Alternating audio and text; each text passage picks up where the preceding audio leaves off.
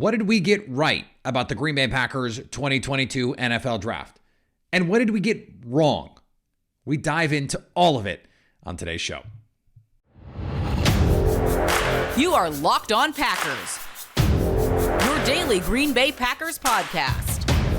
Part of the Locked On Podcast Network, your team every day.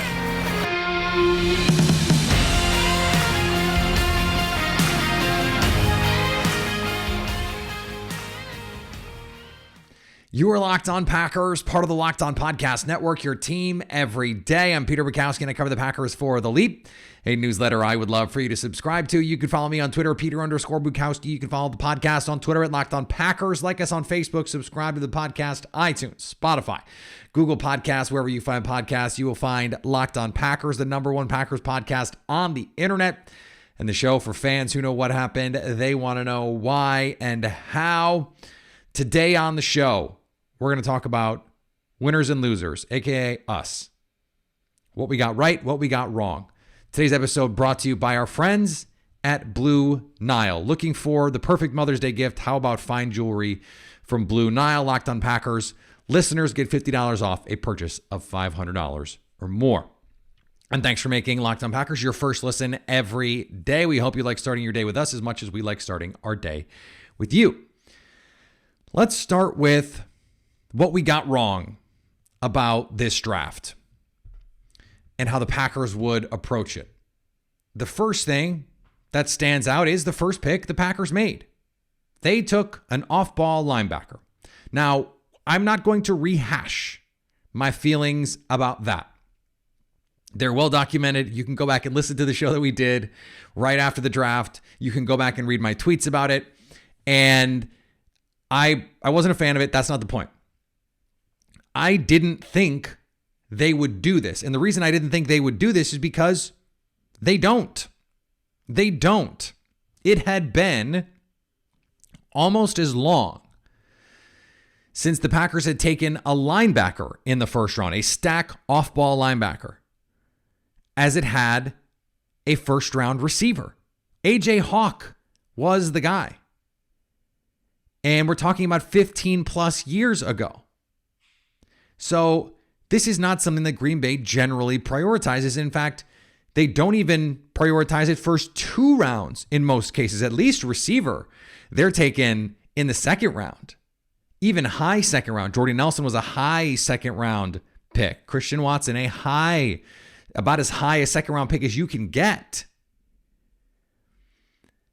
I never thought linebacker would be in the cards.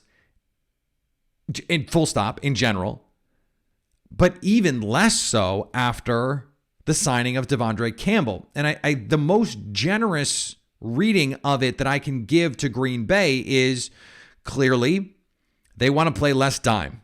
They want to be the anti-Mike Patton. Now, they're still going to play a bunch of light boxes. They're still going to play six-man boxes 90% of the time, like a lot. But clearly, what they want to do is say, we're going to live in nickel. We're just going to live in nickel. It's either going to be nickel or base. And that means Quay Walker is going to be on the field a lot. He's going to be on the field a lot. He's going to play the overhang. He might even play a little bit in the slot like Devondre Campbell did last year. They want interchangeable pieces. Now, does that change the way that I feel about the pick? Not really. But I do think it's useful context here. Because if this is the way that the Packers want to play with Joe Barry and Matt LaFleur, then we have to take that into account. If in 2 years, Devondre Campbell's play falls way off or Quay Walker doesn't look like he's making the transition from college to the pros or fitting into the role that the Packers are asking him to play for whatever reason, I don't think we can rule out a linebacker early because of this desire to play this certain way. It will be fascinating to see if other teams feel this way and start to prioritize this a little bit more in a world of light boxes. What we saw in this draft was a lot of teams prioritizing safeties. Interestingly, the Packers did not. So how does that manifest itself? Is one right and one wrong? I don't know. We'll see. We'll see. The other thing that I was wrong about is an old. I didn't think it was out of the question at all for the Packers to draft a defensive lineman in the first round. I had been openly pleading with them to draft Travis Jones in the first round. No one drafted Travis Jones until the third round, which is just another reason why I was less than pleased with the way that the Packers handled the first round, because they could have just taken Travis Jones, take Christian Watson at 28 and take Travis Jones at 53, and then you still get 59, or take a receiver at 53, take Alec Pierce at 53 and Travis Jones at 59. Wonderful. Wonderful. But that, again, not the point. But Devontae Wyatt is 24. That's an older player. So when he's in his fifth year option season, he's going to be 29. Is he going to get a second contract as a defensive lineman? With the Packers? I mean, he would have to be Fletcher Cox, basically, to justify that contract, a second contract.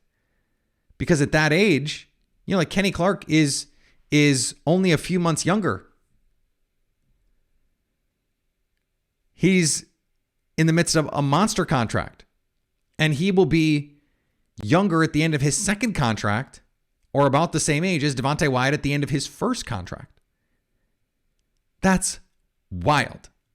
That's wild. And one of the reasons it's even more surprising is because Brian Gutekunst stood in front of the media and was like, yeah, age is important and we think about it and it's not really going to change. Our evaluations are not really going to change this year because of COVID, because this is an older class. We don't really care. Age matters when we think about projection. And then he took an old player. I mean, it is truly wild. Now, I think the other side of this is if you're the Packers right now, you're going, well, the window is right now. The window is right now. And they took a couple older players. Christian Watson is 23. We thought Sean Ryan was 23, but it turns out he's 21, going to turn 22. I think we've had a couple different stories on that one going into the draft. There was a lot of reporting, like Dane Brugler at The Athletic had him at 23. The Packers website listed him at 23. And then, Mike Spofford at Packers.com said he was 21. Mike Renner at Pro Football Focus said he's 21. It sounds like he's 21. But even so, JJ Enigbari, an older prospect. Now, they have on day 2 and day 3 taken some older players. But still, in general, this is a team that likes younger players. I think offensive line is going to be the one place you might consistently see them go outside that. But this was an old draft class, and the Packers took a bunch of olds. I think that is, I don't think it's indicative of anything changing with the way that the Packers handle business. I think it is mostly a function of this draft class in particular being a little bit different. Being an older class with COVID, Devontae Wyatt in particular, he got an extra year of eligibility basically. And he used it. He would not have been a first round pick, probably, last year. Now he's still really athletic, but the productivity, he made a leap this season. And he should when you're 23, especially playing in the trenches against guys that are 18, 19, 20. There's just a difference in your physical makeup. Now, can you do it against guys who are also 23, 24, 25, 26, 28, 30, 32?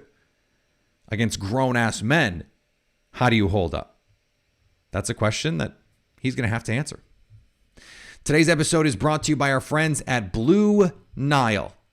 Blue Nile is fine jewelry. We're talking about diamond jewelry, cocktail rings, tennis bracelets, layering jewelry. And Mother's Day around the corner, Father's Day around the corner, wedding jewelry, just everyday fine jewelry. You don't need a special reason to give someone a beautiful gift, and Blue Nile is a great place to get it because they have independently certified diamonds and gemstones. They have a wide variety of styles to choose from. And they want to make it easier for you because you're a Locked On Packers listener to get some. This Mother's Day, give mom something she'll treasure forever with fine jewelry from BlueNile.com. And Locked On Packers listeners get $50 off of a $500 purchase or greater. This podcast promotion is exclusive and good through Mother's Day. So use promo code Locked On. That's Locked On to get that $50 off. Every order is insured and ships free, arrives in discreet packaging that won't give away what's inside. Shop stress-free and find your forever peace. Go to BlueNile.com today. And thanks for making Locked On Packers your first listen of the day. We hope you like starting your day with us as much as we like starting our day with you. All right, now let's get to some of the big things we got right. We nailed the receiver thing. And a couple things here. We wrote on The Leap about Packer types. And I wrote a piece about the physical model that the Packers generally like, usually over 6 feet, over 200 pounds to play on the boundary, and 4.5 40 or better, 7'1" 3-cone or better, and generally speaking, a relative athletic score above 8. One player did all the drills and qualified. That was Christian Watson. One player did all the drills and qualified. That was Christian Watson. Now, Alec Pierce just barely missed the 3-cone. Otherwise, he was in the mix. And Romeo Doubs did everything but the 3-cone. But height, weight, speed. Height, weight, speed. Now, there are some other guys who were close. George Pickens at 195 in the mix. But we speculated, in a draft where they need these guys, they might relax that a little bit. And Randall Cobb, Brian Gutekunst has said outright, was an exception to the rule. Would they make exceptions in a season and in a draft where they desperately needed receivers? Would they make an exception for Chris Olave, who's 187? Would they make an exception for Treylon Burks, who did not hit the sort of agility metrics that they like? Would they make an exception for some of these fast secondary draft players, the day 2 players, Khalil Shakir, who did not hit the 3-cone measurables? They didn't. They picked 2 receivers, at least at the top of the draft. You get the 7th round flyer, but they picked 2 receivers at the top of the draft who qualified physically for their types. There just aren't that many of them. And if you look at the guys who actually hit that 200-pound mark, which is basically outside of Randall Cobb, every receiver that they draft is at least 200 pounds. The guys who hit 6 foot, 200 pounds and run in 4.5 or better, it's Romeo Doubs and Christian Watson. And that's basically the list. The other part of this is I added this piece because the Packers have not traditionally cared as much about it as I do, but dominator, the percentage of target share that you create, of offensive productivity in the passing game that you create, you have to be above average in this metric or you're an outlier to succeed. Christian Watson, 90th percentile. Romeo Doubs also above average. Same with breakout age. Now, Christian Watson was a little late, still above average, 53rd percentile. Romeo Doubs, 80th percentile. They both hit the Packers' height, weight, speed, and 2 key productivity metrics that I love. Hello. The Packers went with their Packers types. And I'm calling this a win because we did speculate that there could be these exceptions. Treylon Burks, Chris Olave, because of fit, Olave because of NFL readiness and polish and quality and all that stuff. They ended up going long before the Packers would have a chance to pick them, or at least in Burks' case, before, and in a spot where, with the Titans in particular, they had essentially no choice because they traded away their best receiver to go get the closest copy of that guy that they could. We were on Christian Watson and Romeo Doubs. And although I don't remember if I said it on this show or not, I did tweet Drake Jackson and Romeo Doubs. If you gave me just those 2 guys versus the field, you'd have to give me some wild odds on this. I would pick one of those two guys to be a Packer over anyone else. Over anyone else. And Doubs was, in fact, a Packer. Now, part of that was because I thought it would take a first-round pick to get Christian Watson, and I didn't think Green Bay would take him in the first round. That turned out not to be true either, if we go back to the things we were wrong about, the olds, because the Packers tried to trade up to 32 to get Christian Watson, which would have meant a first-round receiver, and another old in the first. I thought they would be willing at least to take a first-round receiver. That turned out to be right. They didn't, but they were willing to. The Vikings just weren't willing to do the trade until later, till 2 picks later, for whatever reason. And I think that that's worth mentioning. Now, let's not get bogged down in the 32 versus 34. Like, I think the whole conversation of first-round receiver is silly. I've said that for years. Like, they tried to trade into the first round to get Christian Watson. They couldn't. They move up to 34 to get Christian Watson. And by the way, their first pick in the Jordy Nelson draft was Jordy Nelson. They traded out of the first round, got Jordy Nelson, and then picks. So it's kind of disingenuous to say, oh, they've never taken a first round receiver. It's like saying they didn't take Kevin King in the first round, but he was the 32nd pick, but that was the end of the first round because the Patriots didn't have a pick that year. It's just like these semantic things are not worth getting bogged down in. They're just not. So let's not, I guess is what I'm saying. So we also looked at offensive linemen and felt like this was going to be a situation where they're going to bolster the interior. Elton Jenkins is the right tackle. This draft signals pretty clearly to me, Elton Jenkins is your right tackle. Because Zach Tom announced as a guard. Sean Ryan announced as a guard. If those two guys are guards, then Yash Nijman and David Bakhtiari are the only tackles on the roster. Guess what? Elton Jenkins is a tackle. So, now you have Zach Tom, who, by the way, I said before the draft, was the most Packers-y lineman in the draft. Christian Watson was one of the dozen or so players that I dubbed future Packer Christian Watson. So just, if we're going to go back to the dubs, there's more dubs. Not Romeo. And the offensive linemen fit the types. Highly athletic, tackles to play guards. This draft was so Packersy. It was so Packersy because they did the thing in the first round we didn't expect them to do. They took a player very few people before the day of the draft thought they would take, although all of a sudden Thursday, the mock drafts, every single mock draft had a linebacker to the Packers in that spot. Every single one. It was either Devin Lloyd or Quay Walker on everyone's mock draft. Whatever the intel was that the Packers loved a linebacker or loved Quay Walker, it was out there by that time. But when the Packers are going into these drafts, sometimes, like last year, I think they went a little bit outside of what they normally want to do. This was, in a way, a return to form for them.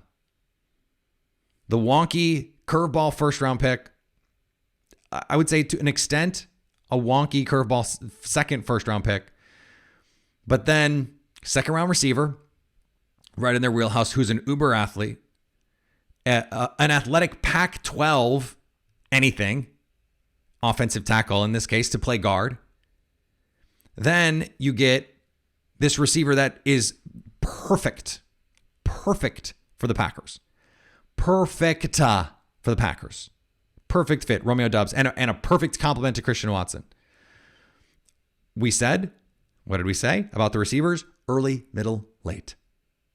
What did they do? Early, middle, late. And I think Samori Toure is a perfect Jeff Janis analog. Height, weight, speed. Going to be a special teams player if he makes the team. I think Doubs very clearly is not as physically gifted as Christian Watson, although that's not quite fair because Christian Watson is as physically gifted a receiver as you can find, but is going to make it because he can return punts, because he runs good routes, because he's reliable. Sounds a lot like Jared Abbrederis, whose problem was not that he couldn't play. it was because he couldn't stay on the field. A lot of people thought Aberdare should be getting more playing time over Devontae Adams as a rookie. That was wrong. That was wrong. But I think Dubs can be a supercharged version of that. Someone can play on the outside. Someone can play on the slot, who can win down the field. Aberdare had underrated speed, sneaky athlete, that Jared Aberdare, and is going to be a reliable target. Early, middle, late. I was sort of making this joke on Twitter that this was, in a lot of ways, the most predictable, outside of the weird first round, the most predictable Packers draft in a little while because of the types of players that they picked. I mean, I from day 2 on, we essentially predicted all of this. And then 7th round special teams. Tariq Carpenter is a special teams only player. Toure is going to be a special teams player if he can make the team. Ford is a special teamer in all likelihood, although they think he can be a little bit more than that, but had that special teams background. You know, there were some that reveled in my wrongness in the first round. Fine. Doesn't bother me. But from round 2 on, between the Leap, between Twitter, between Locked On Packers, we called the rest of the draft. Heavy interior offensive linemen. It's all Packers types. The receivers, the kinds of receivers, where the receivers would go. Now there was one place, and this is interesting, that I thought there is a mixed reaction. And it's something that I think is really, really interesting, maybe just to me, but really interesting. We're going to talk about it after the break. Today's episode brought to you by Built Bar. Summer is coming, and with summer, you're going to need food on the go. Built Bar is the perfect snack to take with you on family vacations. Just throw it in your bag, in your kid's backpack, and make sure everyone has a bar so they are fueled for your summer adventures. The best part about Built Bar, they're healthy and delicious. No more sacrificing delicious food for health. With Built Bar, you can have both. And it's easy. All you have to do is go to Built.com and get your order in. All these bars covered in 100% chocolate. They're delicious, but they're still good for you. High in protein, high in fiber, low in net carbs, low in calories. Go to Built.com for your favorites. We've got banana cream pie, raspberry double chocolate, plus Built Puffs, churro, banana cream pie. Unbelievable taste. Go to Built.com and use promo code LOCK15 to get 15% off your order. That's promo code LOCK15 for 15% off at Built.com. And thanks for making Locked On Packers your first listen every day. Now go make your second listen Locked On NFL. The schedule may be dark, but the NFL never stops, and neither does Locked On NFL. Get insights and opinions from hosts including Ross Jackson, Chris Carter, Tony Wiggins, plus local Locked On NFL Draft hosts repping all 32 squads. There's no offseason for real fans, so make sure you're subscribed to Locked On NFL on YouTube and wherever you get podcasts. So this question about being half right or being partially right. One of the things we talked about a lot over the course of the weeks leading up to the draft was this question about safety. And I said, okay, if the Packers, and I'm just assuming the Packers are not going to pay Adrian Amos because they don't give out second contracts to non-Hall of Fame players. Adrian Amos is not a Hall of Fame player. He might be a Packers Hall of Fame player. So maybe you'd change the calculation there. They're going to have plenty of cap space. So maybe they do, but we were talking about safety and safety 3. And if they're going to play all this safety 3, then they need to get a guy. Well, they did. They got Quay Walker. The truth was that rather than play safety 3, I think they're going to let their linebackers play more overhang. Rather than play big dime with 3 safeties, they're going to play more traditional nickel with a linebacker doing the things that the safeties would otherwise be doing. It's not that they didn't want to get better. They didn't want to improve over a guy like Henry Black. It's that they drafted a linebacker who at Georgia was that overhang defender who played where a safety might in this Packers defense. And so it's a bit of a 2-for-1 in that way. Now, the concern that I would have is on the other side of this, the depth at safety is perilous. And that's why a Daxton Hill or a Jalen Petrie or a Lewis Cine would have made a lot of sense, because in the short run, in year one, you have a safety 3, but that's depth. So while I think it's okay to say, okay, if you can get a linebacker who can do all these things that someone like Henry Black could do, and whether or not Quay Walker can do that, we'll see, but that's not the point. The idea of this is so that you don't have to play Vernon Scott or Henry Black or whoever your third safety is. I understand that. What happens when Darnell Savage gets hurt? He's been hurt basically every year of his career so far for at least a game or two. Adrian Amos, what happens if he gets hurt? They can't play Quay Walker literally in that spot. They're not going to play him in the deep half. They're not going to play him in the deep middle. So what do you do? So while the Packers did account for some of the things that player was doing in what is essentially a philosophical replacement of that concept of that player, they still don't physically have a safety 3. So they do not have depth there. And then the other thing that really was just wrong, but we didn't get to it in the last segment, is the tight end thing. We talked about this yesterday, so I didn't want to belabor it, but I said write a tight end's name in the 3rd or 4th round in ink. They're taking one. And then they didn't. And I think one of the reasons why they didn't is because Sean Ryan was awesome value where they got him. I thought he was a top 50 player. And then Romeo Doubs was awesome value where they got him. I thought he was a top 75 player. So sometimes the draft just falls in your favor. They got 2 really good players instead of tight ends. But I thought for sure that they were going to be prioritizing that. And I had heard that, in fact, that they wanted to get one. That doesn't mean that the draft is always going to fall exactly the way that you want it to. Sometimes you go in. The Packers in 2020 went into that draft going, we would love to get a receiver. We would like to get one. Please. Thank you. They didn't get one. The board just fell weird. And they were resolute in making sure that would not happen again.